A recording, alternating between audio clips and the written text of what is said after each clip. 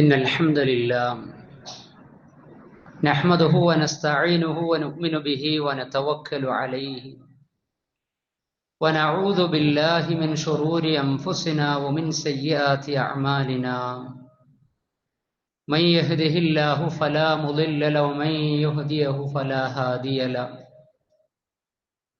وأشهد أن لا إله إلا الله وحده لا شريك له وأشهد أن محمدا عبده ورسوله أرسله بالهدى ودين الحق ليظهره على الدين كله ولو كره المشركون اللهم صل على محمد وعلى آل محمد كما صليت على إبراهيم وعلى آل إبراهيم إنك حميد مجيد اللهم بارك على محمد وعلى آل محمد كما باركت على إبراهيم وعلى آل إبراهيم إنك حميد مجيد أما بعد فإن خير الكلام كلام الله وخير السنن سنن محمد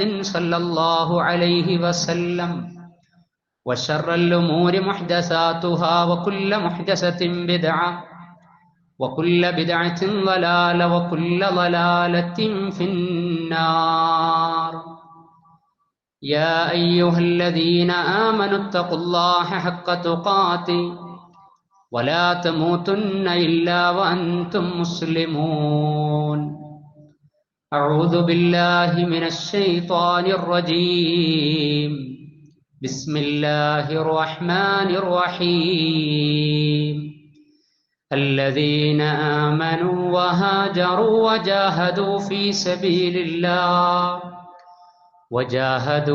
سبيل الله بأموالهم وأنفسهم أعظم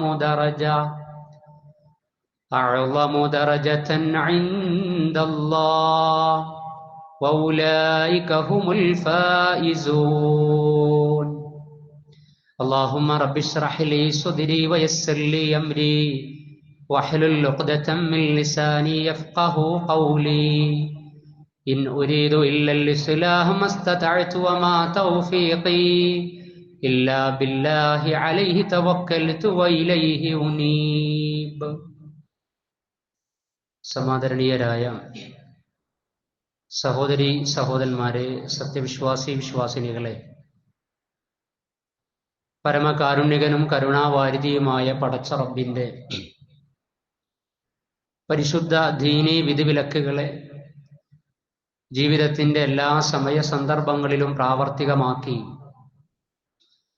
അല്ലാഹു സുബ്ഹാനഹു വ തആലയുടെ ഇഷ്ടം സമ്പാദിക്കുന്ന സൽക്കർമ്മനിരതമായ ജീവിതം മരിക്കുന്നത് വരെ നിലനിർത്തുന്ന, അതിനെ പരമാവധി പരിശ്രമിക്കുന്ന മുത്തഖീങ്ങളായ മുസ്ലിമീങ്ങളിൽ ഉൾപ്പെടുക അള്ളാഹു നമ്മെ അനുഗ്രഹിക്കുമാറാകട്ടെ.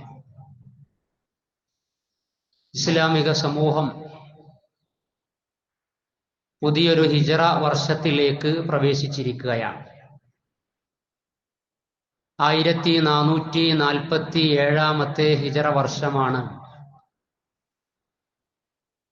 ദുൽഹജ്ജ് മാസത്തിന് ശേഷം മുഹറമിലൂടെ നമുക്ക് പ്രവേശിക്കുവാൻ സാധിച്ചിട്ടുള്ളത്. പ്രവാചകൻ സല്ലല്ലാഹു അലൈഹി വസല്ലമയുടെ ജീവിതത്തിലെ ഏറെ നിർണായകമായ ഒരു സംഭവത്തെ മുൻനിർത്തിക്കൊണ്ടാണ് ഇസ്ലാമിക ലോകത്ത് പിന്നീട് വന്ന രണ്ടാമത്തെ ഖലീഫ ഉമർ ഇബ്നുൽ ഖത്താബ് റളിയല്ലാഹു അൻഹുവിന്റെ കാലഘട്ടത്തിൽ കാലഗണനയ്ക്ക് വേണ്ടിയുള്ള ചർച്ചയുടെ പര്യവസാനം എന്ന നിലക്ക് ഹിജ്റയെ ഇസ്ലാമിക് കലണ്ടറിന് വേണ്ടി സ്വീകരിക്കപ്പെട്ടത്.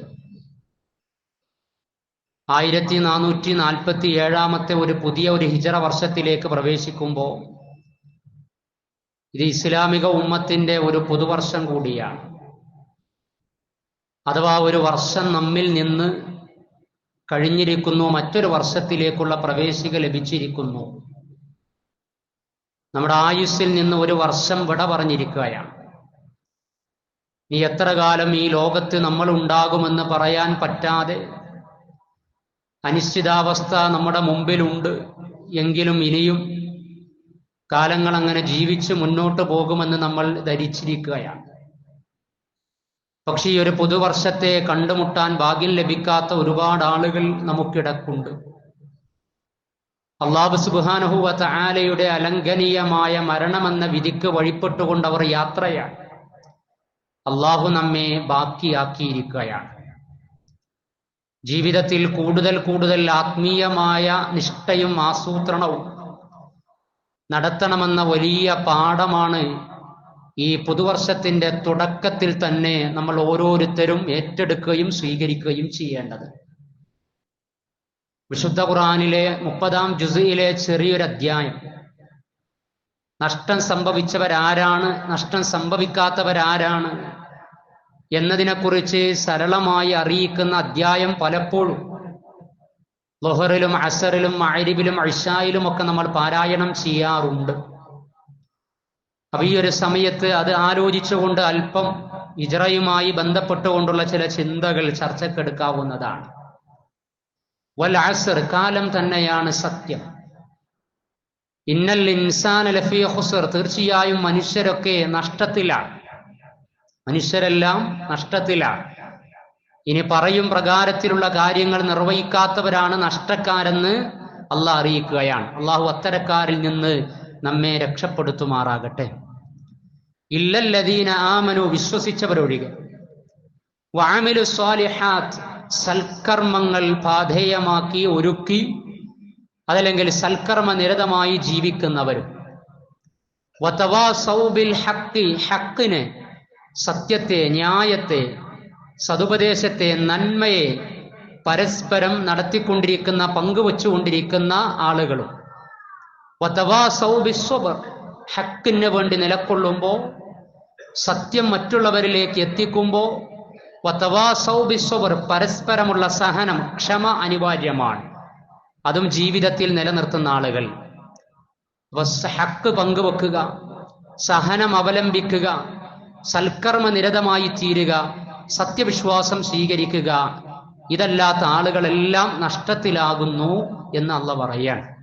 ഒരു വർഷം വീണ്ടും നമുക്ക് ലഭിക്കുമ്പോൾ, ഒരു പുതിയ വർഷത്തിലേക്ക് നമ്മൾ പ്രവേശിക്കുന്ന സമയത്ത് ജീവിതത്തെക്കുറിച്ച് പുനരാലോചന നടത്തുമ്പോൾ, സഹാബികൾ പരസ്പരം കണ്ടുമുട്ടിക്കഴിഞ്ഞാൽ സൂറത്തുൽ അസ്ർ പാരായണം ചെയ്യാതെ അവർ പിരിഞ്ഞു പോകാറുണ്ടായിരുന്നില്ല എന്നാണ് ഹദീസ്.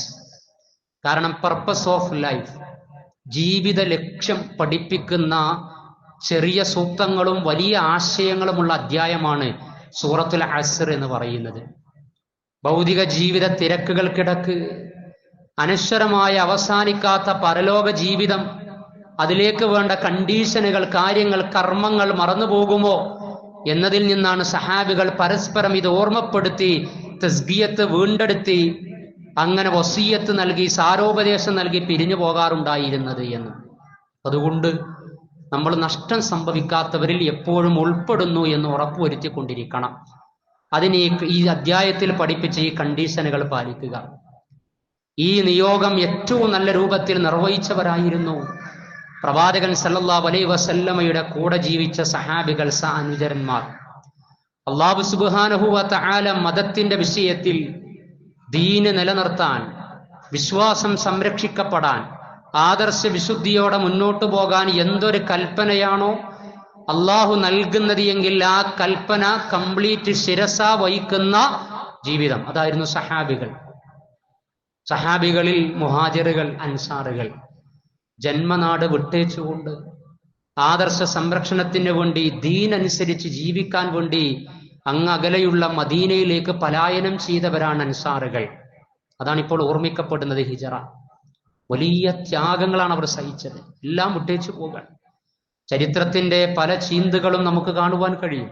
സുഹൈബ് റളിയല്ലാഹു അൻഹു, അദ്ദേഹത്തോട് മക്കയിലെ പ്രമാണികാർ പറയാ, നീ പോവുകയാണ് എങ്കിൽ ഒന്നും കൊണ്ടുപോകാൻ പാടില്ല. മക്കയിലെത്തി അധ്വാനിച്ച് സമ്പത്തുണ്ടാക്കി, അസറ്റുണ്ടാക്കി, അള്ളാന്റെ കൽപ്പന വരികയാണ്, നിങ്ങൾ ആദർശ വിശുദ്ധിക്ക് വേണ്ടി, തൗഹീദ് നിലനിർത്താൻ വേണ്ടി സമാധാനത്തിന്റെ മറ്റൊരു ഭൂമികയിലേക്ക് പറിച്ചു നടപ്പെടണം, പലായനത്തിന് വേണ്ടി നിങ്ങൾ ഒരുങ്ങണമെന്ന് പറഞ്ഞപ്പോ നിനക്ക് പോകാം, പക്ഷേ ഇവിടെ നിന്ന് സമ്പാദിച്ചതൊക്കെ കംപ്ലീറ്റ് വിട്ടേച്ചേ പോകാൻ പാടുള്ളൂ. അതല്ലെങ്കിൽ ഇവിടെ നിൽക്കുകയാണ് എങ്കിൽ നിനക്കിത് ആസ്വദിക്കാം, അനുഭവിക്കാം. അതല്ല മുഹമ്മദിന്റെ മാർഗവും പാതയും സ്വീകരിക്കുകയാണെങ്കിൽ എല്ലാം വിട്ടേച്ചുകൊണ്ട് നിനക്ക് പോകാമെന്ന് പറഞ്ഞപ്പോ മക്കയിൽ തന്റെ അസറ്റ് മുഴുവൻ വിട്ടേച്ച് പോകുന്ന സ്വഹീബ് റളിയല്ലാഹു അൻഹു. എത്രയോ ചരിത്രങ്ങൾ അവരെക്കുറിച്ച് വിശുദ്ധ ഖുർആനിൽ ഞാൻ ആമുഖമായി ഓതി വെച്ച 9-ാം അധ്യായം സൂറത്തു തൗബയിലെ 20-ാം സൂക്തത്തിൽ അല്ലദീന ആമനു, വിശ്വസിച്ച ആളുകൾ, വഹാജറു, അവർ ഹിജ്റ പോയവരാണ്, അവർ പലായനം ചെയ്തവരാണ്. ഹിജ്റ എന്ന് പറഞ്ഞാൽ എല്ലാം ഒഴിവാക്കി പോവുകയാണ്. അല്ലാഹു സുബ്ഹാനഹു വ തആലയുടെ മഹബ്ബത്തിന് വേണ്ടിയാണ്, അവന്റെ റിള, അവന്റെ തൃപ്തി നേടിയെടുക്കാൻ വേണ്ടി. വഹാജറു, അവർ പലായനം ചെയ്തു, മക്ക വിട്ടേച്ചു പോയി, ജന്മനാടിനോട് വിട ചൊല്ലി. അങ്ങേയറ്റം അവിടെ ജീവിക്കാനുള്ള ആഭിമുഖ്യവും ആഗ്രഹവുമുണ്ട്, അതിനുള്ള അവകാശമുണ്ട്, പക്ഷേ നിഷേധിക്കപ്പെട്ടു. അള്ളാഹുവിന്റെ കൽപ്പന കടന്നു വന്നു. വഹാജറു, അവർ പലായനം ചെയ്തു. വജാഹദു, അല്ലാഹു സുബ്ഹാനഹു വ തആലയുടെ മാർഗത്തിൽ ഫീ സബീലില്ലാഹ്, അങ്ങേയറ്റത്തെ ത്യാഗം സഹിച്ചു.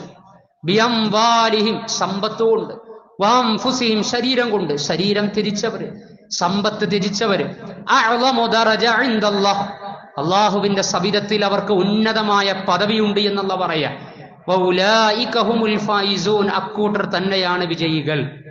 ഈ ലോകത്ത് എന്ത് കിട്ടിയില്ല എന്നല്ല, ആത്യന്തികമായ വിജയം അവർക്കാണ് ഉള്ളത് എന്ന് അല്ലാഹു സുബ്ഹാനഹു വ തആല അവരെ അറിയിക്കുകയാണ്.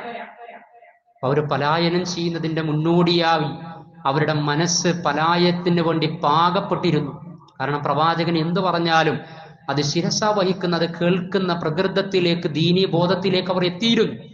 പലായനത്തിന്റെ മുന്നോടിയായി നിർവഹിക്കേണ്ടതെല്ലാം നിർവഹിച്ചിരുന്നു.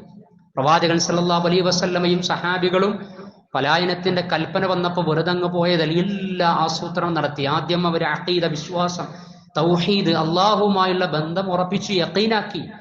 അള്ളാഹു കൂടെ ഉണ്ടാകുമെന്ന് അവർ ഉറപ്പുവരുത്തി. അതിനാണ് തൗഹീദ്. ആ തൗഹീദിന്റെ ഉപോൽപ്പന്നമായി ഉണ്ടാകുന്ന തവക്കുൽ ആവോളം അവർക്കുണ്ടായിരുന്നു. തവക്കുൽ, അല്ലാഹു സുബ്ഹാനഹു വ തആല ഞങ്ങളുടെ കൂടെ ഉണ്ടാകും എന്ന ബോധം അവർക്കുണ്ടായിരുന്നു. പടച്ച റബ്ബിൽ തവക്കുൽ ചെയ്തിട്ടാണ് മുന്നോട്ട് പോകുന്നത്. കൃത്യമായ പ്ലാനിങ് നടത്തി, കാര്യകാരണ ബന്ധങ്ങൾക്കുള്ളിൽ നിർവഹിക്കേണ്ടതൊക്കെ നിർവഹിച്ചു. അതെല്ലാം അള്ളാഹുലൊക്കാണ്ട് തവക്കുലാക്കുക. നമ്മളങ്ങനെയാ, ഒരു കാര്യം തുടങ്ങുന്ന സമയത്ത് അത് പഠനമാകട്ടെ, കച്ചവടമാകട്ടെ, ബിസിനസ് ആകട്ടെ, യാത്രയാകട്ടെ, ഭൗതികമാകട്ടെ, ആത്മീയമാകട്ടെ, എന്തെങ്കിലുമൊക്കെ അങ്ങനെ നിർവഹിച്ച് ചാരിതാർത്ഥ്യമടഞ്ഞ് അള്ളാഹ് കൂടെ ഉണ്ടാകുമെന്ന് വിചാരിക്കുകയാണ് എങ്കിൽ മുഹമ്മദ് നബി സല്ലല്ലാഹു അലൈഹി വസല്ലമയും അള്ളാഹുവിലേക്കടുത്ത സഹാബാ കിറാമും റളിയല്ലാഹു അൻഹും വറളു അൻഹു, അള്ളാഹു അവരെ തൃപ്തിപ്പെട്ടിരിക്കുന്നു, അവർ അള്ളാഹുവിനെയും തൃപ്തിപ്പെട്ടിരിക്കുന്നു.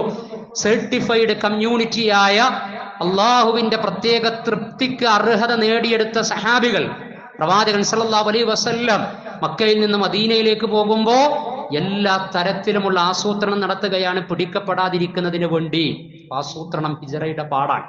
ജീവിതത്തിൽ തഖ്തീത്ത് ഉണ്ടാകണം. പുതുവർഷത്തിലേക്ക് കടക്കുമ്പോ ഐഹികമായും ആത്മീയമായും നമ്മൾ മുന്നോട്ട് നീക്കുന്ന കരുക്കൾ അങ്ങേയറ്റത്തെ അവധാനതയോടെ, ആസൂത്രണത്തോടെ നീക്കാൻ കഴിയണം. ഇസ്ലാമിക ഉമ്മത്തിന്റെ ഇസ്സത്തിന് വേണ്ടി, ഇസ്ലാമിക ഉമ്മത്തിന്റെ നിലനിൽപ്പിന് വേണ്ടി, നമ്മുടെ ഐഹികവും ആത്മീയവുമായ മികവിന് വേണ്ടി, വളർച്ചയ്ക്ക് വേണ്ടി ഉണ്ടാകണമെന്ന് പ്രവാചകൻ സല്ലല്ലാഹു അലൈഹി വസല്ലം അങ്ങനെയാ ചെയ്തത്.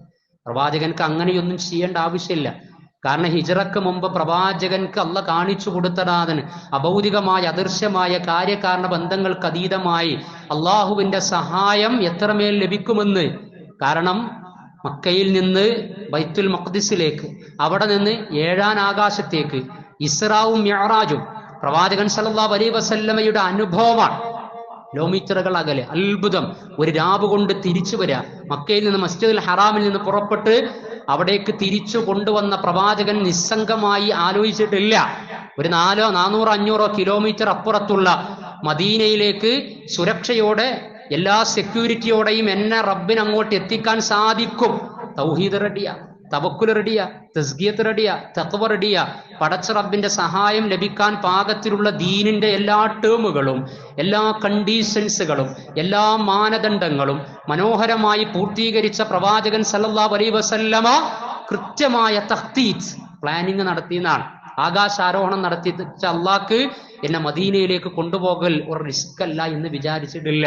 അതാണ് ചെയ്യേണ്ട സമയത്ത് ചെയ്യേണ്ട വിധത്തിൽ ചെയ്തിരിക്കണമെന്നാണ്. തന്റെ വിരിപ്പിൽ അലി റളിയല്ലാഹു അൻഹുവിനെ കിടത്തുകയാണ്. സാധാരണ മദീനയിലേക്കുള്ള വഴി മാറി സഞ്ചരിക്കുകയാണ്.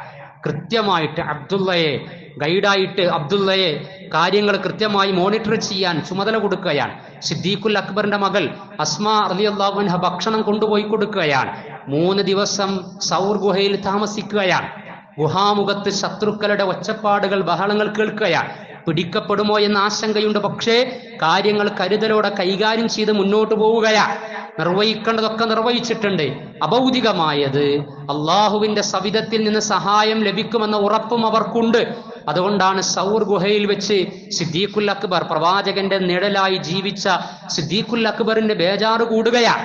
കാരണം ഗുഹാമുഖത്ത് 100 ചുവന്ന ഒട്ടകത്തെ കിട്ടാനുള്ള അങ്ങേയറ്റത്തെ ആർത്തി കൊണ്ട്, ആഗ്രഹം കൊണ്ട് പ്രവാചകന്റെ തല കൊയ്തെടുക്കാൻ വേണ്ടി ഇറങ്ങി പുറപ്പെട്ടവരിൽ പലരുടെയും കാലൊച്ചകൾ ഗുഹയുടെ മുഖത്ത് കേൾക്കാൻ അത് കാണുകയാണ്. ആ സമയത്ത് പ്രവാചകൻ സല്ലല്ലാഹു അലൈഹി വസല്ലമ എന്താ പ്രതികരിച്ചത്? ലാ തഹ്സൻ ഇന്നല്ലാഹ മഅന. എന്താ അബൂബക്കർ, നീ ടെൻഷൻ അടിക്കരുത്. കാരണം 2 ആളുടെ കൂടെ മൂന്നാമതായി അള്ളാഹുള്ള 2 ആളെ കുറിച്ച് നിനക്ക് എന്ത് പറയാനുണ്ട്? സൂറത്തു തൗബയിൽ ആയത്തിന്റെ ആശയം എങ്ങനെയാ? 2 ആളുടെ കൂടെ മൂന്നാമതായി അള്ളാഹുള്ള 2 ആളെ കുറിച്ച് നിനക്ക് എന്ത് പറയാനുണ്ട് എന്ന്.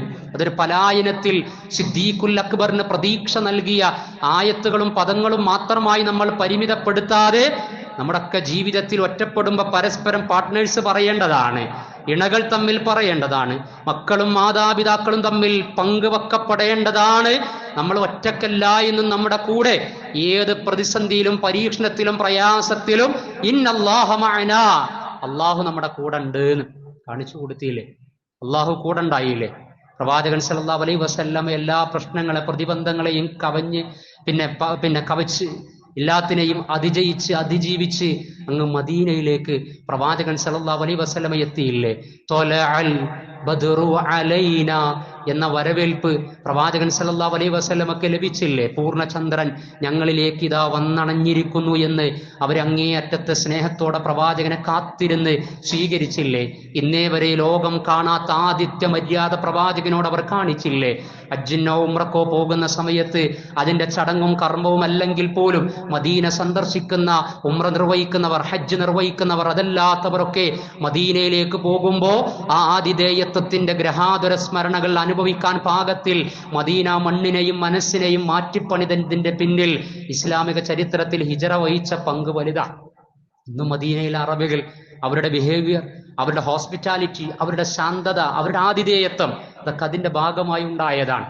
അപ്പോ ഹിജറ എന്ന് പറയുന്നത് വലിയ എന്തൊക്കെ പ്രയാസ പരീക്ഷണങ്ങൾ ഉണ്ടായാലും ആദർശത്തിൽ അടിയുറച്ചു നിന്ന് മുന്നോട്ട് പോകാൻ പുതിയ വഴികൾ സ്വീകരിക്കണമെന്ന വലിയ പാഠം നൽകുകയാണ് ഹിജറ. അല്ലാഹു സുബ്ഹാനഹു വ തആല കൂടെ ഉണ്ടാകുമെന്ന് പറയാം. കൂടെ പലായനം ചെയ്ത് മദീന ഏതാനും ഭാഗങ്ങൾ മാത്രമാണ്. വലിയ മെസ്സേജാണ്. ഈ ഹിജറയാണ്, ഈ സംഭവത്തെയാണ് ഇസ്ലാമിന്റെ കാലഗണനക്ക് വേണ്ടി ഉപയോഗപ്പെടുത്തിയത്. ഉമർ റളിയല്ലാഹു അൻഹുവിന്റെ കാലത്ത് അബൂ മൂസൽ അശ്അരി റളിയല്ലാഹു അൻഹു ബസ്രയിലെ ഗവർണറാണ്. കത്തുകൾ ഇങ്ങനെ വരാൻ, ഇസ്ലാം വിശാലമായിക്കൊണ്ടിരിക്കുകയാണ്, പ്രവിശ്യകൾ വിശാലാകാൻ. ഷഅബാൻ കത്തിൽ കാണുന്നു, ഏത് ഷഅബാൻ, ഏത് വർഷത്തെ ഷഅബാൻ, അമീറുൽ മുഅ്മിനീൻ മനസ്സിലാകുന്നില്ലല്ലോ എന്ന്. അപ്പൊ അതുകൊണ്ട് കാലഗണന വേണം. ഇന്ന വർഷത്തിലെ ഷഅബാൻ എന്ന് രേഖപ്പെടുത്തപ്പെടണം. അതിന് ഏത് സംഭവം? പ്രവാചകന്റെ ജന്മദിനം വേണോ? പ്രവാചകൻ മരിച്ച ദിനം വേണോ? പ്രവാചകന് നുബുവത്ത് കിട്ടിയ ദിനം വേണോ? മറ്റു വല്ലതും വേണോ? റോമക്കാരും പേർഷ്യക്കാരും അവരവരുടെ രാജാക്കന്മാർ അധികാരത്തിലേക്ക് എത്തുന്ന ദിനങ്ങളെ അങ്ങനെ ദിനങ്ങളാക്കി കണക്കാക്കുന്ന കാര്യങ്ങൾ വേണോ? വേണ്ട. അവസാനത്തെ ചർച്ചയിൽ കൺക്ലൂഡ് ചെയ്തത് ഇസ്ലാമിക ചരിത്രത്തിന്റെ ഗതി മാറ്റിപ്പണിത ഹിജറയാകട്ടെ, ത്യാഗത്തിന്റെ, തൗഹീദിന്റെ, തവക്കുലിന്റെ, തദ്ഹിയത്ത്, സമർപ്പണത്തിന്റെ പലായനമാകട്ടെ ഇസ്ലാമിന്റെ കാലഗണനയുടെ മാനദണ്ഡം. ഹിജറ 1, ഹിജറ 2, ഹിജറ 8-ാം വർഷം, ഹിജറ 10-ാം വർഷം. അങ്ങനെ ആ ഹിജറ വർഷം 1447 എത്തിയിരിക്കുകയാണ്. അതാണ് ഉമർ റളിയല്ലാഹു അൻഹു ആണ് കാലഗണനയ്ക്ക് വേണ്ടി ഹിജറ കാലത്താണ് ഹിജറ വർഷം ആരംഭിച്ചത്.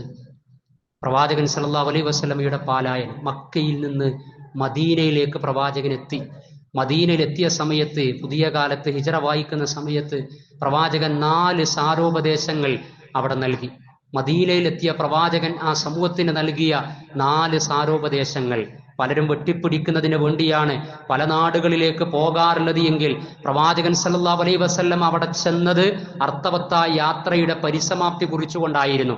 അവർ സ്നേഹിക്കുകയാണ്, സ്വീകരിക്കുകയാണ്, പരസ്പരം പകുത്തു കൊടുക്കപ്പെടുന്ന ആളുകളായി മാറുകയാണ്. അങ്ങനെയാണ് അൻസാറുകൾ, സഹായിച്ചവർ എന്ന പേര് മദീന നിവാസികൾക്ക് ലഭിച്ചതും എല്ലാം ത്യജിച്ച് യാത്ര പോയവർ എന്നത് മുഹാജിറുകൾ എന്ന പേര് മക്കയിലെ വിശ്വാസികൾക്കും ലഭിച്ചത്. പലായനം ചെയ്ത ആളുകൾക്ക് പ്രവാചകൻ സല്ലല്ലാഹു അലൈഹി വസല്ലം അവരെയൊക്കെ ഇരുത്തി മദീന നിവാസികളോട്, മദീനക്കാരോട് പറഞ്ഞു, അഫ്ശുസ്സലാം. 4 സാരോപദേശങ്ങളിൽ ഒന്ന് അഫ്ശുസ്സലാം, നിങ്ങൾ സമാധാനം വ്യാപിപ്പിക്കണം, നിങ്ങൾ സമാധാന കൈമാറ്റം നടത്തണമെന്നാണ്. പറയേണ്ടതില്ലല്ലോ, പുതിയ കാലത്ത്, കലുഷിതമായ കാലത്ത് സമാധാനത്തിന്റെ വ്യാപനം സമൂഹത്തിന്റെ, രാജ്യത്തിന്റെ സ്വാസ്ഥ്യത്തിന് എത്രമേൽ പ്രധാനമാണ് എന്ന്. രണ്ടാമത്തേത് നിങ്ങൾ ഭക്ഷണം ഭക്ഷിപ്പിക്കണം, പാവപ്പെട്ട ആളുകൾക്ക് ഭക്ഷണം കൊടുക്കണം എന്ന് പറയാൻ. അഥവാ ദാരിദ്ര്യവും പട്ടിണിയും കൊണ്ട് പ്രയാസപ്പെടാൻ പാടില്ല. കാരണം മദീനയിലെത്തി പ്രവാചകൻ കൊടുക്കുന്ന ഉപദേശമാണിത്. വസീലുൽ അർഹാം, നിങ്ങൾ കുടുംബ ബന്ധങ്ങൾ ചാർത്തിക്കൊള്ളണം. ബന്ധുക്കളൊക്കെയും ബന്ധം മുറിക്കുന്നു, ബന്ധങ്ങളൊക്കെയും ഭാഗം പിരിക്കുന്നു എന്ന് നമ്മൾ പറയാറുണ്ട് അല്ലെ. ബന്ധങ്ങൾക്ക് ഒരു വിലയും നിലയുമില്ലാത്തൊരു കാലം പ്രവാചകൻ സല്ലല്ലാഹു അലൈഹി വസല്ലമ മദീനയിൽ അന്ന് പങ്കുവച്ചത് ബന്ധത്തിന്റെ നന്മക്കും ചേർക്കലിനും വേണ്ടിയാണ്. നാലാമത്തേത് സൊല്ലു വന്നാസുനിയാം, നിങ്ങൾ നമസ്കരിക്കണേ. വന്നാസുനിയാം, ജനങ്ങൾ ഉറങ്ങിക്കൊണ്ടിരിക്കെ നിങ്ങൾ ഫേസ് ചെയ്യുന്ന പ്രശ്നങ്ങളൊക്കെ പരിഹരിക്കാൻ പാകത്തിൽ പടച്ച റബ്ബുമായുള്ള ആത്മബന്ധം ഉറപ്പിക്കാൻ ആഗ്രഹിക്കുന്നു എങ്കിൽ പ്രകടനപരതക്കപ്പുറം വല്ലദീന യബീതൂന ലിറബ്ബിഹിം സുജ്ജദൻ വഖിയാമാ, രാത്രിയുടെ അന്ത്യയാമങ്ങളിൽ പടച്ച റബ്ബിന്റെ മുമ്പിൽ സാഷ്ടാംഗം നമിക്കുന്ന നിലവാരത്തിലേക്ക് നിങ്ങൾക്ക് എത്താൻ കഴിഞ്ഞാൽ അതുവഴി പരിഹരിക്കാവുന്നതേ ഉള്ളൂ നിങ്ങളുടെ പ്രശ്നം. പടച്ച റബ്ബ് കേൾക്കും, നൽകും. മദീന നിവാസികൾ ഇത് പഠിപ്പിക്കുക. സമാധാനത്തിന് വേണ്ടി, ക്ഷേമത്തിന് വേണ്ടി, ഭക്ഷണം പങ്കുവെക്കാൻ വേണ്ടി, നന്മക്ക് വേണ്ടി. അതേപോലെ കുടുംബ ബന്ധങ്ങൾ, വളരെ പ്രധാനപ്പെട്ട 4 ഉപദേശം. അബ്ദുല്ലാഹിബ്നു സലാം, ജൂതനായ മനുഷ്യന, പ്രവാചകന്റെ വരവ് കണ്ട് പണിയെടുക്കുന്ന തോട്ടത്തിൽ നിന്ന് ഓടി തൗറാത്തിൽ പറഞ്ഞ പ്രവാചകൻ വരുന്നുണ്ട് എന്ന അറിയിപ്പ് കിട്ടിയപ്പോൾ അവിടെ ചെന്ന് നോക്കിയപ്പോൾ അബ്ദുല്ലാഹിബ്നു സലാം പറയാണ്, ഞാനിങ്ങനെ പ്രവാചകന്റെ തിരുമുഖത്തേക്ക് നോക്കി, ആ മുഖം ഒരിക്കലും ലാ ബിവജ്ഹി കദ്ദാബ്, ഒരു വ്യാജവാദിയായ മനുഷ്യന്റെ മുഖമായിരുന്നില്ല. തോറയിൽ വാഗ്ദാനം ചെയ്യപ്പെട്ട പ്രവാചകൻ തന്നെയാണ് അത് എന്ന് ഞാൻ മനസ്സിലാക്കുന്നു. പ്രവാചകന്റെ അടുത്ത് ചെന്നുകൊണ്ട് ഷഹാദത്ത് ചൊല്ലി ഇസ്ലാം സ്വീകരിക്കുകയാണ്. ആ സമയത്താണ് പ്രവാചകൻ ഈ ഉപദേശങ്ങൾ കൊടുക്കുന്നത്. അവരൊക്കെ ഇങ്ങനെ അടുത്തും അകലെയുമായിട്ട് ഈ ഉപദേശം കേൾക്കുകയും പിന്നീട് ആ ഉപദേശങ്ങൾ പ്രാവർത്തികമാക്കുകയും ചെയ്തു എന്നാണ് ചരിത്രം. അല്ലാഹു സുബ്ഹാനഹു വ തആല ആ വഴിക്ക് സഞ്ചരിച്ചുകൊണ്ട് മീനിങ്ഫുൾ ആയ, അർത്ഥപൂർണമായ ഇസ്ലാമിക ജീവിതം നയിക്കാൻ പാകത്തിലുള്ള തൗഫീഖ് നമുക്ക് ഏവർക്കും പ്രദാനം ചെയ്യുമാറാകട്ടെ.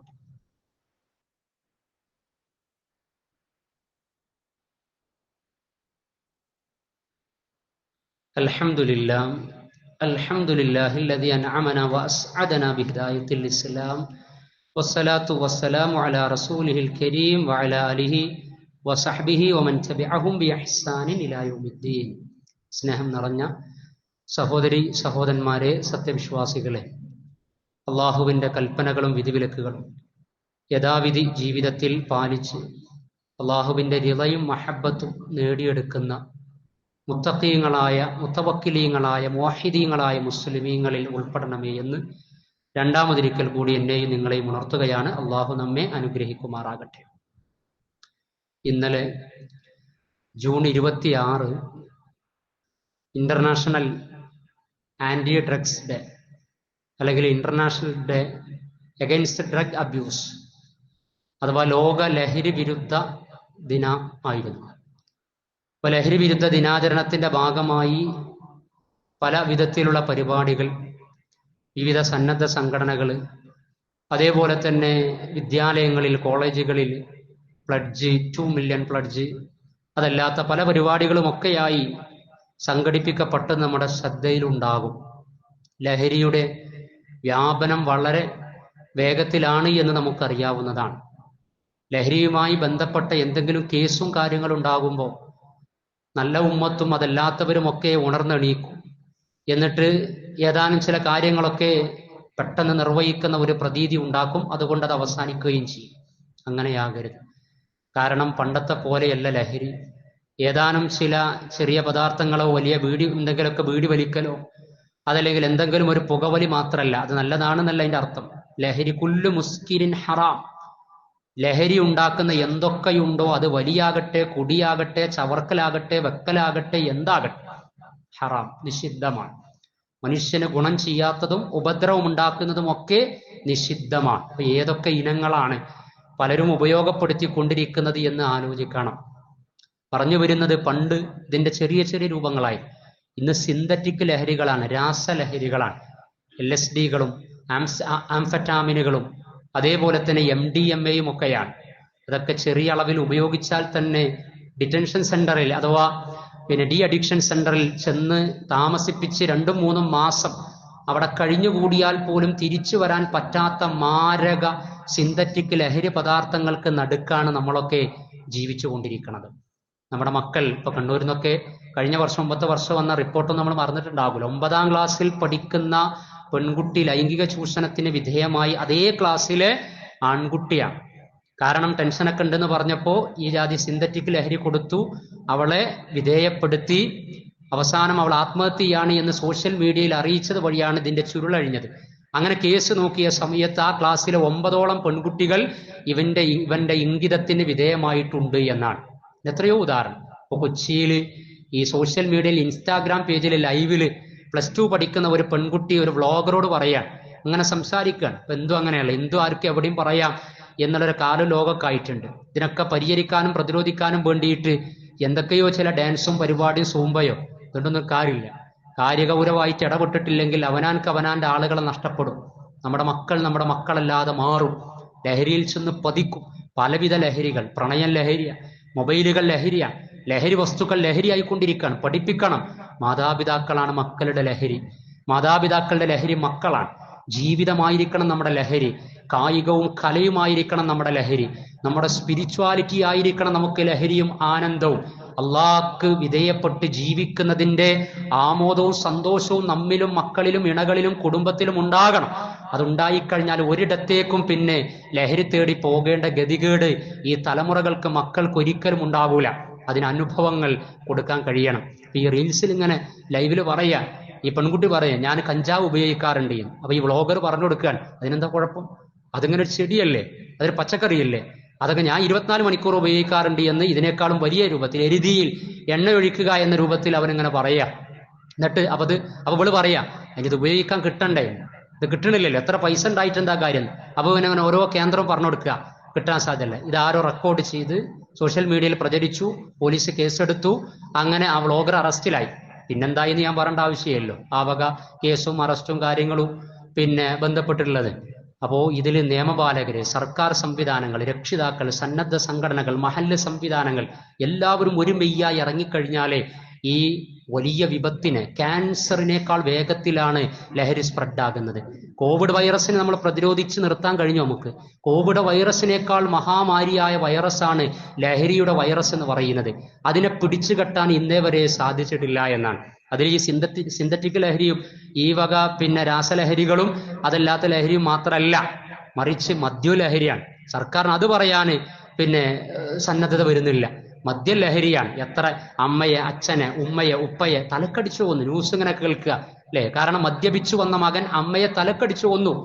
ഒരു 10 മാധ്യമപ്രവർത്തകനെ ഒരു കലക്ടർ കൊന്നതിന്റെ പിന്നില് മദ്യപിച്ച് വാഹനം ഓടിച്ചതിന്റെ പേരിൽ എത്ര അപകടങ്ങൾ, ആരോഗ്യപരമായ നഷ്ടങ്ങൾ, റവന്യൂ പലതും ഉണ്ടാവും. ഇപ്പൊ 2024-25 സാമ്പത്തിക വർഷം ബീവറേജ് കോർപ്പറേഷൻ വഴി, വിദേശ മദ്യഷാപ്പ് വഴി മലയാളികൾ കുടിച്ചു തീർത്ത സംഖ്യ 18,000 കോടിയാണ്. ഒരൊറ്റ വർഷം. ചികിത്സിക്കാനല്ല, ഭക്ഷണം വാങ്ങാനല്ല, ഫ്രൂട്ട്സ് വാങ്ങിയ കണക്കല്ല, പാവപ്പെട്ടവർക്ക് ഭക്ഷണ കിറ്റ് കൊടുത്ത കണക്കല്ല, മറിച്ച് കരളും കിഡ്നിയും ഇന്റേണൽ ഓർഗൻസും അതല്ലാത്തതും കുടുംബവും ദാമ്പത്യവും സർവ്വതും നശിപ്പിച്ച് കളയാൻ വേണ്ടി സാക്ഷര സമ്പന്ന മലയാള പെരുമയിലെ മലയാളികൾ കുടിച്ചു തീർത്തത്, അതുവഴി സർക്കാരിന് റവന്യൂ ഉണ്ടാക്കി കൊടുത്തത് 18,000 കോടി രൂപയുടെ മദ്യത് സർക്കാർ പുറത്തുവിട്ട കണക്കാണ്. അപ്പൊ ബ്ലാക്കിൽ അടിക്കുന്ന ആൾക്കാർ എത്ര ഉണ്ടാവും? ഇത് ഒഫീഷ്യൽ കണക്കാ. ഇതല്ലാതെ അപ്പൊ കോടികൾ എത്രയാ? ഒരു വർഷം കൊണ്ട് 18,000 കോടി കുടിക്കാൻ വേണ്ടി ചെലവഴിച്ചു എന്നാൽ. ഇന്ത്യയിൽ 31% മദ്യപരാണെന്നാ, മദ്യപാനുള്ളവരാണ് 31%. 150 കോടിയിലേക്ക് നമ്മുടെ ജനസംഖ്യ എത്തുമ്പോൾ അതിലെ 31% മദ്യപരാക്കുക. ഒരാൾ മദ്യപാനിയായി കഴിഞ്ഞാൽ ബ്രദർ, സിസ്റ്റർ, അതല്ലെങ്കിൽ വാപ്പ, ഉമ്മ, അച്ഛൻ, അമ്മ ആരാണോ ആയത്, പിന്നെ ആ കുടുംബത്തിന്റെ അവസ്ഥ എന്തായിരിക്കും? അവരുടെ അഭിമാനം, അവരുടെ കല്യാണാലോചനകൾ, അവരുടെ സ്റ്റാറ്റസ്, സോഷ്യൽ സ്റ്റാറ്റസ്, ഇതൊക്കെ എന്തായിരിക്കും? എല്ലാം തകർന്നു. അപ്പൊ എല്ലാം കുല്ലു മുസ്കിരിൻ ഹറാം, ലഹരി ഉണ്ടാക്കുന്ന, സമ്പത്ത് നശിപ്പിക്കുന്ന, ആരോഗ്യം നശിപ്പിക്കുന്ന, ആത്മീയത നശിപ്പിക്കുന്ന, ബന്ധങ്ങൾ ഒന്നുമല്ലാതാക്കി തീർക്കുന്നതിനെതിരെ ശക്തമായ പ്രതിരോധം ഉണ്ടാകണം. ഐക്യരാഷ്ട്രസഭ 1987 മുതലാണ് ഈ ലഹരി വിരുദ്ധാചരണം തുടങ്ങിയത്. ഓരോ വർഷവും ഒരു പ്രമേയം ഉണ്ടാകും. 2025 ലഹരി വിരുദ്ധ പ്രമേയം ബ്രേക്കിംഗ് ദ ചെയിൻ, കണ്ണികളെ പൊട്ടിച്ചെറിയാം, ട്രീറ്റ്മെന്റ്, ചികിത്സയും അതേപോലെ തന്നെ തിരിച്ചു കൊണ്ടുവരലും, റിക്കവറി ഫോർ ഓൾ, പ്രതിരോധവും ചികിത്സയും എല്ലാവരെയും തിരിച്ചു കൊണ്ടുവരിക എന്നുള്ളതാണ്. അപ്പൊ ഇതൊക്കെ ആരൊക്കെ എങ്ങനെയൊക്കെ നിർവഹിച്ചാലും നമ്മെ സംബന്ധിച്ചിടത്തോളം മതപരമായ ബാധ്യത കൂടിയാണിത്. മൻ റആ മിൻകും മുൻകറൻ, ഒരു മുൻകർ കണ്ടു കഴിഞ്ഞാൽ, ഒരു തിന്മ കണ്ടു കഴിഞ്ഞാൽ, അധർമ്മം കണ്ടു കഴിഞ്ഞാൽ അതിനെതിരെ കൈകൊണ്ട്, അതല്ലെങ്കിൽ നാവുകൊണ്ട്, അതല്ലെങ്കിൽ മനസ്സുകൊണ്ടെങ്കിലും വെറുത്തുകൊണ്ടേ ഇരിക്കണം എന്നാണ് അല്ലാഹു സുബ്ഹാനഹു വ തആല അധാർമികതകൾക്കെതിരെ, ഇത്തരം ആഭാസങ്ങൾക്കെതിരെ സന്ധിയില്ലാ സമരം നടത്താൻ, പ്രതിരോധം നടത്താൻ, പ്രതിജ്ഞ പുതുക്കാൻ, പ്രാവർത്തിക പ്രവർത്തന പദ്ധതികൾ ആസൂത്രണം നടത്താനുള്ള തൗഫീക്ക് നൽകുമാറാകട്ടെ. ഇത്തരത്തിലുള്ള ജീർണിച്ച എല്ലാ അരുതായ്മകളിൽ നിന്നും അള്ളാഹു നമ്മെയും മക്കളെയും വേണ്ടപ്പെട്ടവരെയും സമൂഹത്തെയും ഒക്കെ സംരക്ഷിക്കുമാറാകട്ടെ. അള്ളാഹുവെ, ഞങ്ങൾ നിർവഹിച്ചുകൊണ്ടിരിക്കുന്ന ദീനീപരമായ എല്ലാ കർമ്മങ്ങളെയും നീ കബൂൾ ചെയ്യണമേ നാഥ. ഒരു പുതിയ വർഷത്തിലേക്ക് പ്രവേശിക്കുവാനുള്ള ഭാഗ്യവും ആയുസ്ദൈർഘ്യവും അള്ളാഹുവെ നീ ഞങ്ങൾക്ക് നൽകി. ഈ ഒരു വർഷം ഇസ്ലാമിക ഉമ്മത്തിന് പ്രതീക്ഷയുടെ വർഷമാക്കി തീർക്കണമേ നാഥ. അള്ളാഹുവെ, അനുഭവിച്ചുകൊണ്ടിരിക്കുന്ന പ്രശ്നങ്ങൾ, ഗസ്സയും അതേപോലെ തന്നെ യുദ്ധക്കെടുതികളും, അള്ളാഹുവെ എല്ലാ തരത്തിലുമുള്ള പരീക്ഷണങ്ങളിൽ നിന്ന് റബ്ബെ അതിജീവനം പ്രദാനം ചെയ്യണമേ. അള്ളാഹുവെ, കൊല്ലപ്പെട്ട നിരപരാധികളായ മനുഷ്യർക്ക് നിന്നിലാണ് പ്രതീക്ഷ. നീ ഷഹാദത്ത് നൽകണമേ നാഥ.